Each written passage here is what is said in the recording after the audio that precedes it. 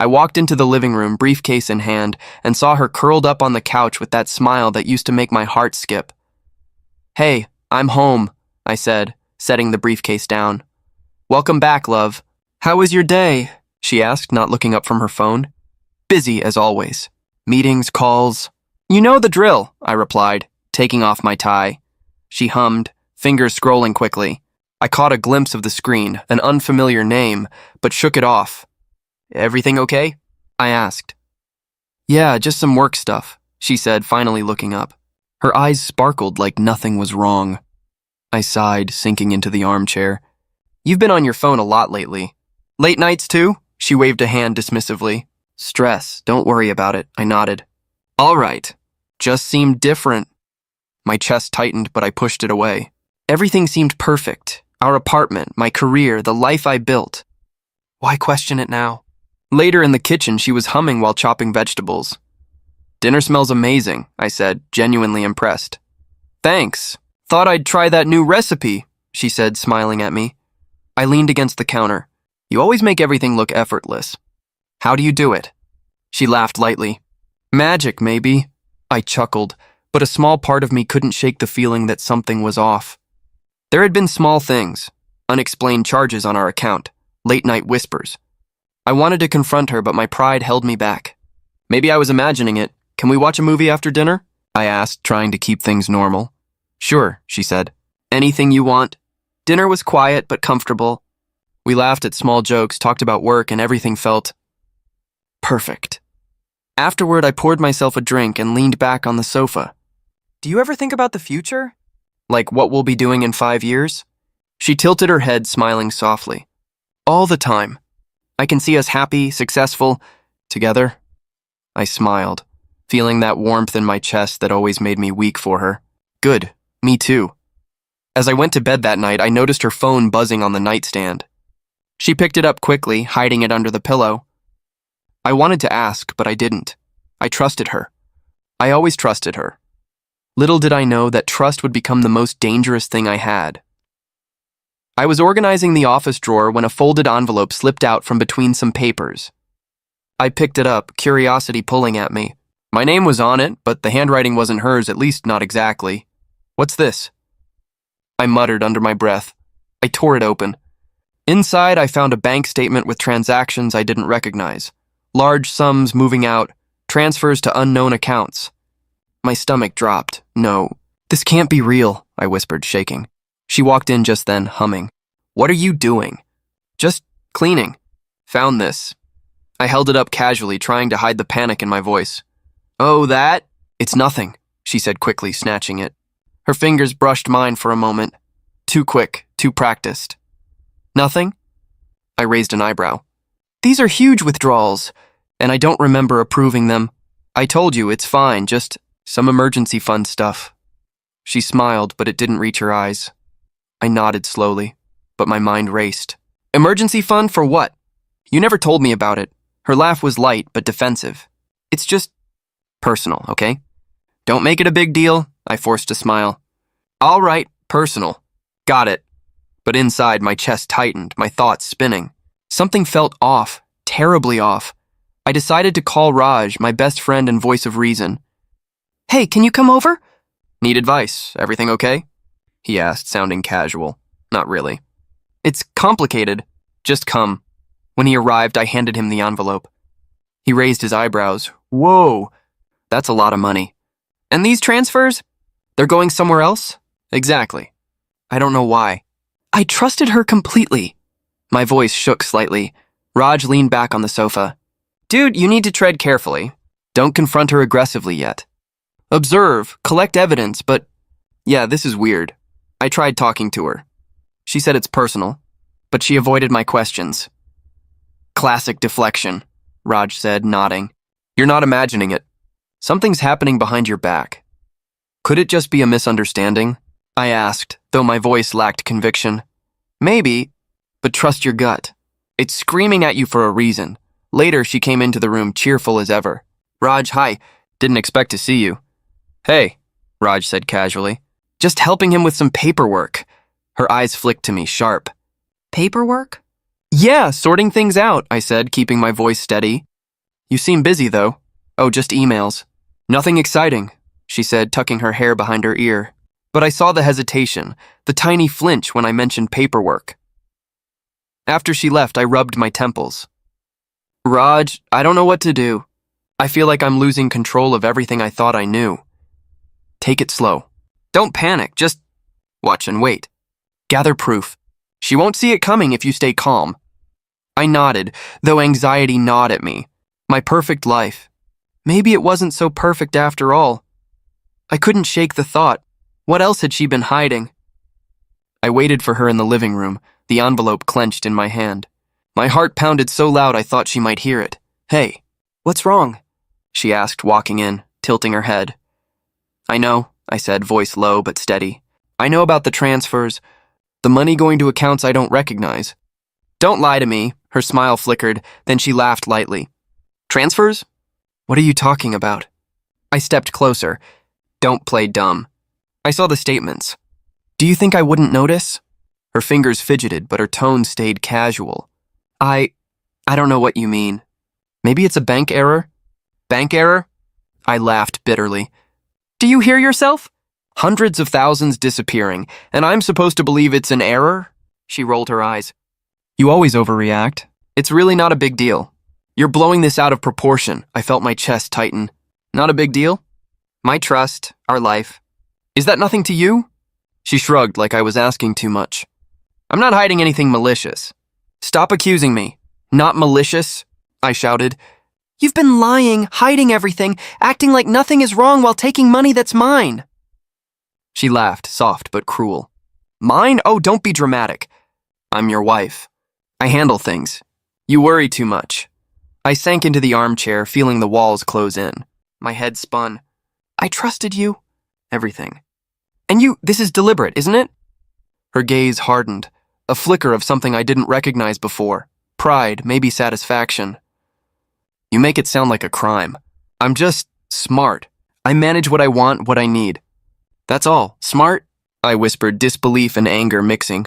You call stealing smart? She stood tall, almost defiant. I do what I have to do. Life doesn't wait for your approval.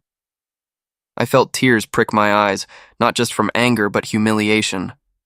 The woman I loved, the person I thought I knew, she had a side I couldn't understand.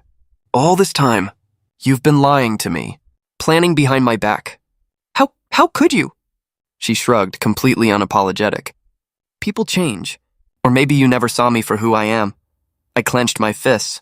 You've broken me! But I won't let this ruin everything. You won't control my life any longer, she smirked.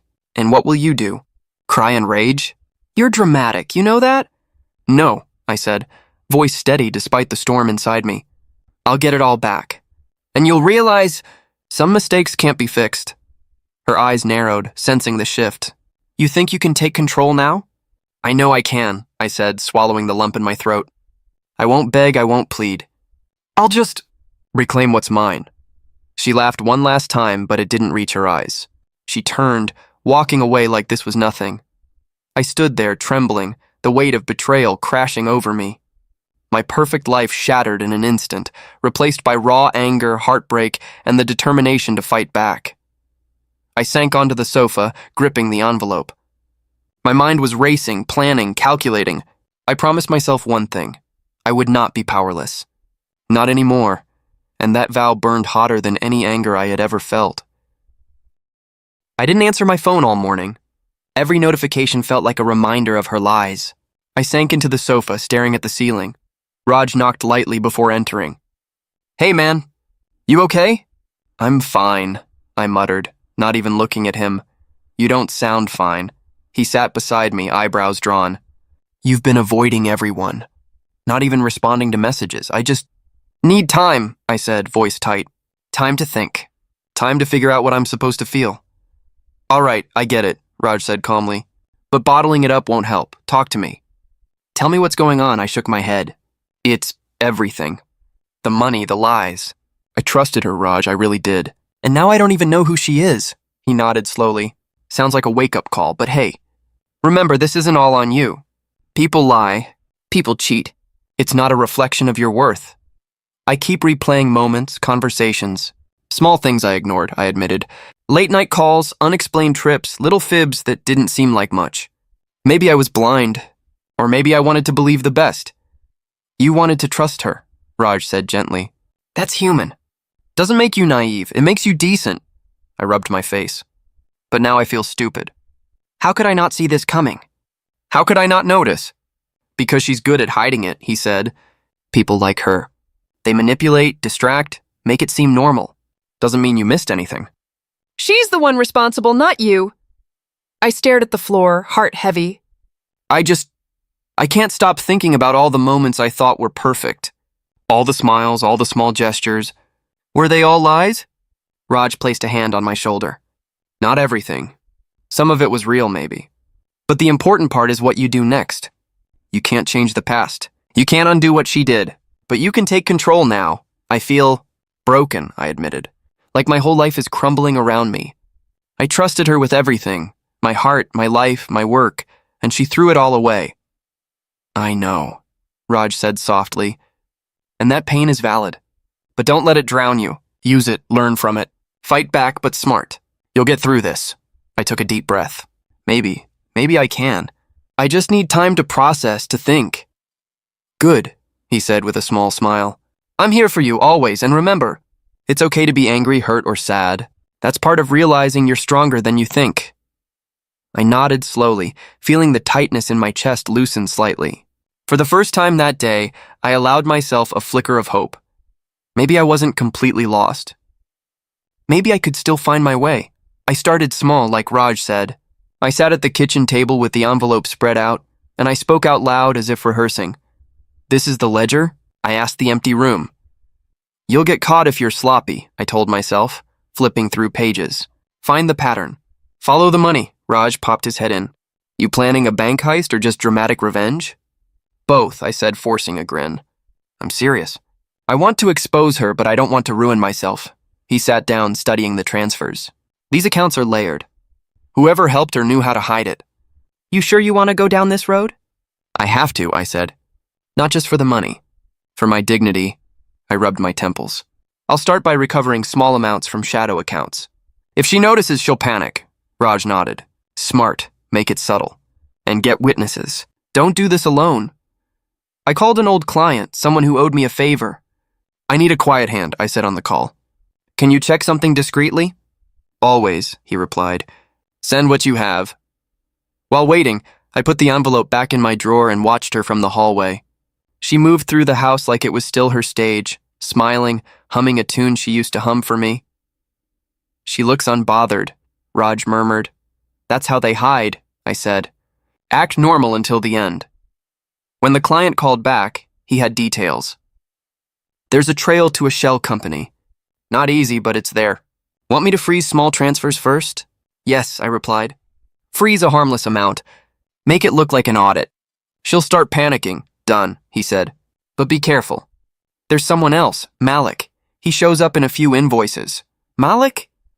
I repeated. The name clicked, an old rival who always wanted our accounts. I'll handle Malik. I confronted her that night at dinner, but I kept it light. Did you hear about bank audits? Crazy, right? She smiled. That's scary. Are you worried? Not really, I said. Just makes me think about financial stuff. We should check statements together sometime. She tensed, then laughed. Sure, I'll do that. After dinner, I mentioned Malik casually. I ran into a guy named Malik today. Does that name mean anything to you? She nearly spilled her wine. She recovered quickly. No, I don't know anyone named Malik, she said too fast. I let the silence hang. Interesting. I started documenting everything. Phone records, receipts, odd appointments. Each piece felt like a victory, a map rebuilding itself. Raj helped me script conversations I might need later, advising on staying calm if she lashed out. You're not a monster, right? He asked once. I don't want to be, I said. I just want justice. Small victories came. A transfer held, an invoice flagged. She paced more at night, mobile clutched in her hand. Once she asked me directly, Are you spying on me? I smiled. Just being careful with our life. Her panic was my quiet satisfaction. Each tremor in her voice made me feel less broken. I wasn't a victim anymore. I was a patient hunter, but there was always the other side, Malik and whoever he was. I had to be smarter. I had to make sure my first strike didn't blow up in my face. I slept poorly, but for the first time in weeks, I felt a surge of purpose. The plan had started. The very dangerous game was on. I would take back everything she tried to steal, step by step. I found it while going through the hidden folder on her laptop, emails she thought I'd never see. My hands trembled as I clicked one after another. "Raj, you won't believe this," I whispered into the phone. "What is it?" he asked, immediately alert. "She's been siphoning money from my accounts, yes, but that's not all. There are contracts, forged signatures, and... Wait, she's been leaking client info to Malik." I could barely get the words out. "Shit. That's serious," Raj said. "This isn't just theft, it's sabotage. Your whole business." "I know," I said, running my fingers through my hair. My chest tightened. "She's risking everything I built. My reputation, my company, my life."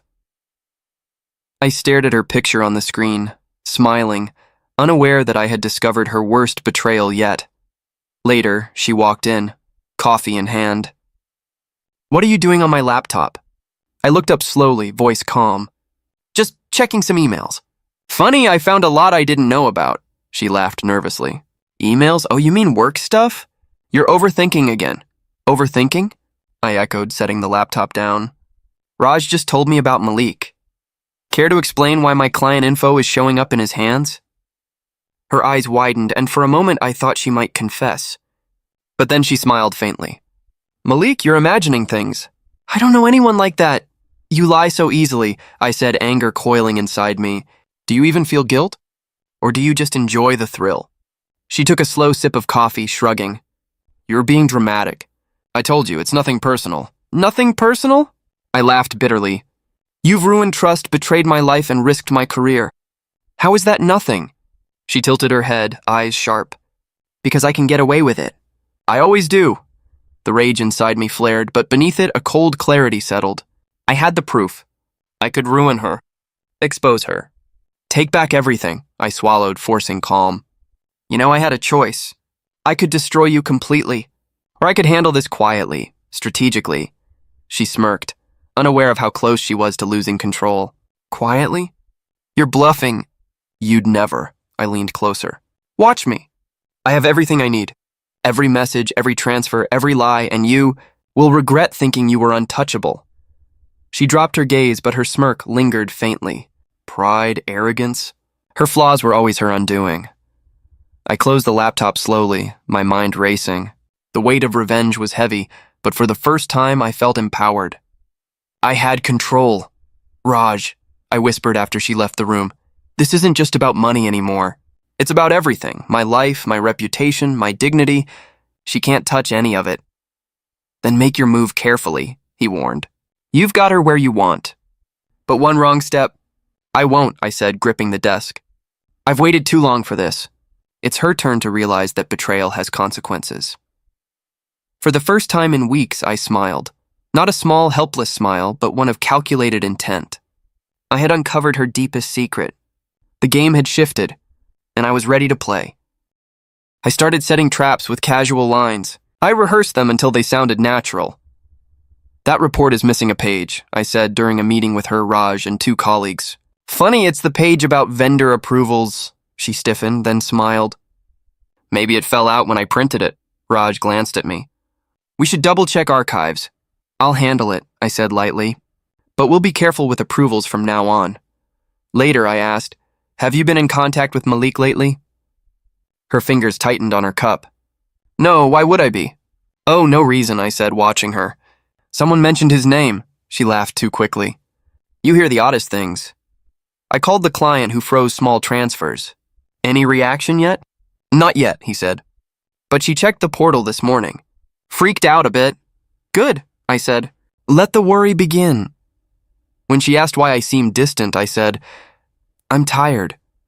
This whole thing is weird. I need space. You're acting different." "Is this about trust?" she asked. "It's about truth," I replied. "I want facts, not excuses," she scoffed. "People lie." "You should know that," I smiled thinly. "I used to think that too. Now I want proof." I scheduled meetings to make her slip. I asked Raj to bring up vendor lists in casual talk. I suggested an audit simulation and encouraged her to oversee it, knowing she'd panic. You sure you want to lead? Raj asked. I want to see how she manages pressure, I said. It'll show cracks. During the simulation, she barked orders. When an invoice question came, she deflected. Just process it, she said sharply. Who authorized this? Raj pressed. It's missing signatures. I handled the approvals. Trust me, she said, too smooth. The audit flagged a vendor tied to Malik. She laughed nervously and excused herself.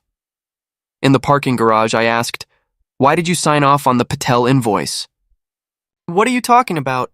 She said, voice small. You approved payment to a shell company linked to Malik. Your signature's on the form. Fear flashed across her face. There must be a mistake. I can explain. You can explain, I said. Or you can help fix it. How do I fix it? She asked. Return the transfers. Tell Malik to stop. Help undo the damage. You think I'll give it back? You're naive, she said, laughing brokenly. Maybe I am, I admitted. But I'm not helpless. Later, Raj and I plotted more moves. Freeze linked accounts slowly, he advised. Set small audits, watch her panic. Keep legal in the loop without alarm. Can we trust legal? I asked. Trust the process, not people's smiles, he said. We'll build a paper trail. She said, you're changing. You're becoming different. Maybe I have to, I said. Maybe surviving this requires a harder heart. She walked away. I realized I was using the tactics I despised. Raj found me later. You okay? I think so, I said. But am I losing myself in this fight? You're getting justice, he said. There's a difference. The mirror showed a hardness I didn't recognize. I drafted emails to trigger audits, nudged compliance, and quietly reclaimed small funds. Each move felt right and wrong. Her control slipped. She didn't notice. I slept poorly, but my purpose felt clearer. I was taking back what she stole, and I worried about the cost. Was victory worth the man I might become? Raj warned. Don't lose your soul in this. I won't, I replied. I'll be careful but won't let her win, I promised. I almost froze when Malik showed up at the office unannounced. What are you doing here? I asked, forcing calm. Just checking in. Heard things are complicated, he said, smirking. You've got nothing to do with this, I said carefully. This is internal, he leaned closer. Funny. I keep hearing about transfers, audits. Seems messy, I nodded slowly. Yes, messy, but we'll handle it. He glanced around. Sure, but careful who you trust. Some people are slippery, I swallowed. He didn't leave, just smiled and walked out. My chest thumped. Malik was more dangerous than I thought. Later, a notice arrived. An audit flagged irregularities she hadn't expected. You did this? Raj asked. Indirectly, I said, tension tight in my chest. She won't see it coming. I waited, but then she called my name sharply in the office hallway. Why is compliance asking me about these invoices? She demanded. Maybe they're thorough, I said lightly, watching her falter. Seems serious, doesn't it? Her eyes narrowed. You're behind this. Maybe I am, I said, feigning casualness. Or maybe I'm just observant. She huffed and walked away. The near discovery rattled me more than I wanted to admit. Each slip-up was a reminder that one wrong move could destroy my plan. At home, I went through documents with Raj. The audits? I didn't expect them to trigger so quickly, I admitted. Close calls happen, he said. That's why we document everything. Step by step, I nodded, rubbing my face. I've grown more careful, more patient. I used to rush, now I wait, observe, manipulate silently. Good, he said. Betrayal changes you. But that's not always bad, it sharpens you. I thought about her, how she walked freely, confident I'd never act. How naive I'd been, trusting blindly. Now, every glance, every tone, every word had meaning. You're different, Raj said after a pause. This isn't the same guy who wanted to ignore signs, who forgave too quickly. Maybe I can't be the same, I admitted. I've realized trust isn't given lightly. People exploit it. Later, she called me from the office late. Are you watching me? She asked, voice slightly trembling. Just paying attention, I said, calm. I notice things now. You've changed, she said. I have, I replied. And you're about to find out why. Even small victories carried tension. A frozen transfer, a flagged invoice, a nervous glance, each gave me satisfaction, but the stakes were higher now. One mistake, and she could turn it all around. At night, I lay awake thinking about how betrayal had reshaped me. Fear, anger, patience, strategy. It wasn't just about getting my life back. It was about understanding people, reading intentions, and surviving without losing myself. Raj's words echoed. Betrayal changes you, but it also teaches you. I finally slept with my mind buzzing, knowing the close calls were just reminders of the game's danger. I had grown stronger, sharper, and more relentless. The next move would have to be precise. One slip, and everything would unravel. I watched from the corner of the office as she shuffled papers frantically. Her calm facade from before had vanished. Did you send the Patel files? I asked casually, leaning against the doorway. She looked up, startled. I thought you handled that. Funny, I said, smiling faintly. I heard compliance has questions. Her fingers trembled slightly. It's nothing. I can explain, I nodded, calm. I'm sure you can. But the more you explain, the more mistakes you make, Raj whispered to me later. She's unraveling. You're doing this perfectly. Let it happen, I said. I don't touch anything unless I have to. Karma's doing the work. At lunch, a colleague pulled me aside. Have you noticed discrepancies in her reports? Yes, I said lightly. I did. She's making small mistakes. Things she'd never do before, they added. I smiled. Interesting. Thank you for noticing. Later that day, she approached me. People are talking about mistakes I didn't make. Funny, I said, tilting my head. You're the one signing off on invoices. Her laugh was nervous. I'm just under pressure. I can fix it. Maybe you can, I said slowly. But some damage can't be undone. Her phone buzzed constantly. Messages I knew were from Malik. She glared at it but didn't answer. Panic was creeping in. At home, Raj called. You should see her face.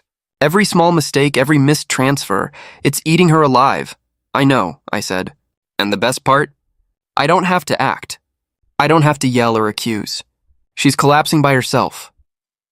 The next morning, she arrived late, avoiding eye contact with colleagues. One whispered about a missed deadline. She nodded rapidly, flustered. I passed by and said lightly, Everything okay? Fine, she said too quickly. I just mismanaged time. I leaned in. Interesting. Mismanaged time? Or mismanaged trust? She froze, then looked away. Her first real hesitation. At dinner, she barely spoke, glancing at her phone. I asked, Everything all right? Yes.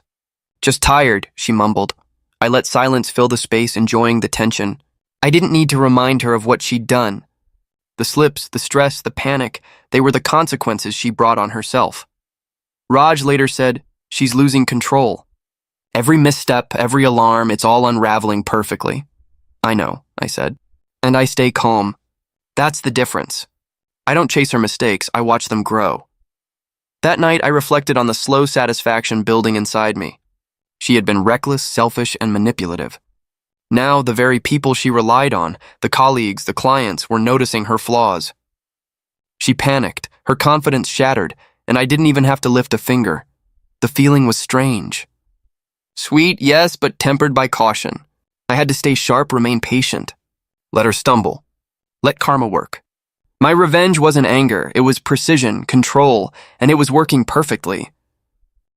I waited until she was alone in the study, laptop open, phone buzzing endlessly. I walked in slowly, calm, letting the silence build tension. Busy? I asked casually, leaning against the doorway. She looked up, startled. I can explain. I raised a hand. No explanations. Just the facts. I placed a stack of printed statements and emails on the desk. Every transfer, every client leak, every invoice, proof of your actions. Take a look, her face paled. You went through everything? I did, I said, voice steady. I needed to see for myself, and now you can't deny it. She swallowed hard. I didn't think you'd find out. Please, we can work this out. I can fix it. Fix it? I echoed, tapping the evidence. You've destroyed trust, risked careers, manipulated me. Fixing it doesn't undo betrayal. Tears welled in her eyes. I never meant to hurt you. I love you, please. I shook my head slowly. Love doesn't come with deception, manipulation, and theft. That isn't love. That's selfishness, her voice broke. You're acting cold. You used to trust me. I did, I said. And that trust was a gift you squandered. But I've changed. I won't be blind anymore. She stepped closer. Please, just forgive me. I'll give it all back. I'll leave Malik. You can't buy forgiveness, I interrupted. And I don't need excuses. I need accountability. I need to see the truth acknowledged. Her hands trembled. I didn't realize it would hurt this much.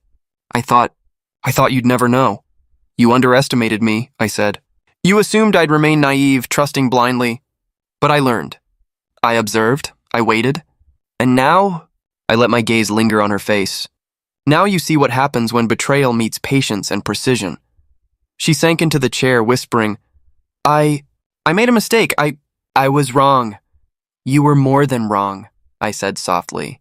You were reckless, selfish, and cruel.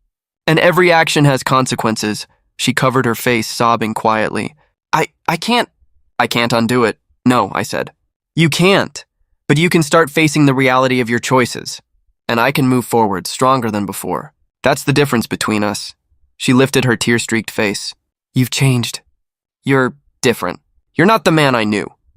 I am the man I needed to become, I said, calm but resolute. Stronger, wiser, patient. I don't let manipulation control me anymore. I'll pay it back, she whispered. You'll do what you can, I said. But my life isn't yours to control anymore. I've reclaimed it. Step by step, quietly, without letting anger destroy me. That's the growth you never anticipated. Her shoulders slumped. I understand. I nodded. Good. That's all I needed. Acknowledgement. Not excuses, not promises, just truth. She didn't speak again. I left the room feeling a weight lift from my chest.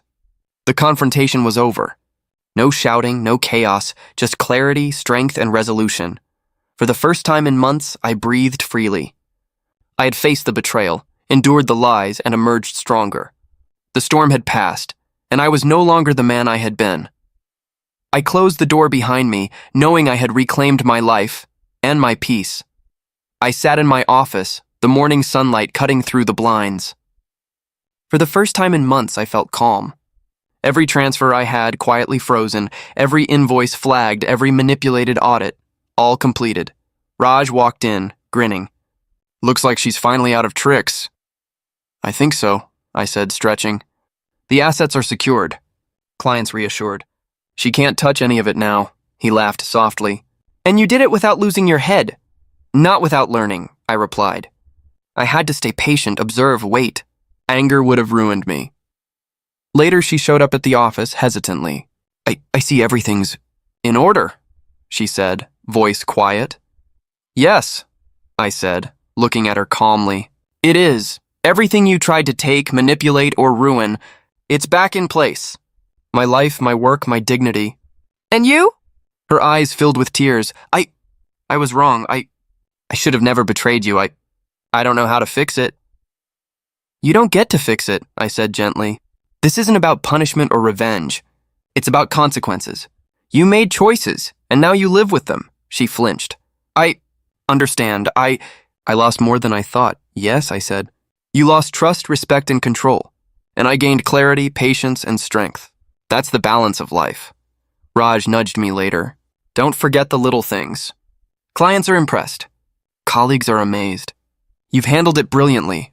I know, I said. But the real victory is internal. I didn't let betrayal turn me bitter. I stayed strategic, calm, and patient. I reclaimed my life without stooping to her level. I reflected on the months behind me, the shock, the heartbreak, the sleepless nights. The betrayal had cut deep, but it forced me to grow. I learned to observe, calculate, and act without emotion clouding judgment. I learned patience. I learned restraint. I learned the power of quiet strategy. Do you feel satisfied? Raj asked. Yes, I said slowly. Satisfied not with revenge, but with justice. She got what she deserved naturally. I didn't destroy her, but she unraveled herself. That's enough. She approached one last time, voice barely above a whisper. I hope you find peace. Truly am sorry. I have peace, I said calmly. And I hope you learn from your mistakes. That's all I require. She nodded, tears rolling silently down her cheeks, then walked away. I watched her leave, a strange mix of relief and finality settling over me. I turned back to my office, checking the accounts, client messages, and emails one last time. Everything was restored. Every stolen penny returned. My name untarnished. My dignity intact. I leaned back in my chair, closed my eyes, and let a slow smile cross my face. This was closure. Not cruelty. Not hatred. Just justice, patience, and growth. I had survived betrayal, reclaimed my life, and emerged stronger. The storm had passed. I was no longer broken, no longer manipulated. I had my life back, my respect, and most importantly, my peace. I opened my eyes and whispered to myself, I won. Quietly, wisely, completely. The morning sunlight felt different this time, warm, but not harsh. I brewed coffee, watching the city wake up through my apartment window. Peace, finally, Raj dropped by with a grin. Looks like you're enjoying the quiet. I am, I said, taking a slow sip. It's the first time in months I've felt like myself again. You've changed, he said. Not bitter, not cold, just stronger. I had to change, I admitted. I can't let betrayal define me. It teaches you, sharpens you, but it doesn't consume you if you choose not to let it. He nodded. Speaking of teaching, someone asked about your mentorship program. Thought you might want to help new hires navigate tricky situations. I raised an eyebrow. Interesting. Guiding people so they don't make the mistakes I did? Exactly, he said. You've got wisdom now. And patience, I smiled. Patience is earned the hard way. Later, I met with a young client, eager to start a new project. I know I'm just starting, but I want guidance, he said nervously. You'll get it, I replied. Mistakes aren't failures if you learn from them. Trust your instincts, but always observe and question. And never let anyone manipulate your life. He nodded eagerly. Thank you. That means a lot. I thought about the months of chaos, her lies, her manipulation, the sleepless nights, and how I had navigated them. The pain had been brutal, but it shaped me. Every misstep, every betrayal, every close call had sharpened my mind and strengthened my resolve. On a walk later, I noticed small things I had ignored before. A street musician playing a familiar tune, a child laughing at pigeons, neighbors greeting each other. Life went on outside my pain, vibrant and persistent. I stopped at a coffee shop and ordered, noticing the barista's bright smile. Busy morning? I asked. You could say that, she laughed. But it's a good day. Good to hear, I said. I think I'm learning to notice the good, too. Returning home, I unpacked a few letters from old colleagues congratulating me on rebuilding client trust. Their words reminded me of the journey, the patience, the strategy, the strength it took to recover. Raj called later. Dinner tonight? A celebration of survival? Absolutely, I said. But it's not just survival. It's growth. I'm stronger, wiser, and ready for what comes next. Before hanging up, I paused. Maybe life isn't just about reclaiming what's lost. Maybe it's about building something better. Exactly, Raj replied. And you've got the blueprint now. I looked out the window again, the city alive and bright. My past mistakes and betrayals were behind me. Ahead lay opportunities, trust rebuilt carefully, and lessons that would never fade. I whispered to myself, I'm ready for the next chapter. For the first time in what felt like forever, I felt hope, pride, and peace. The storm had passed, but the lessons remained. I had reclaimed my life, my dignity, and my vision for the future. And now I could finally move forward.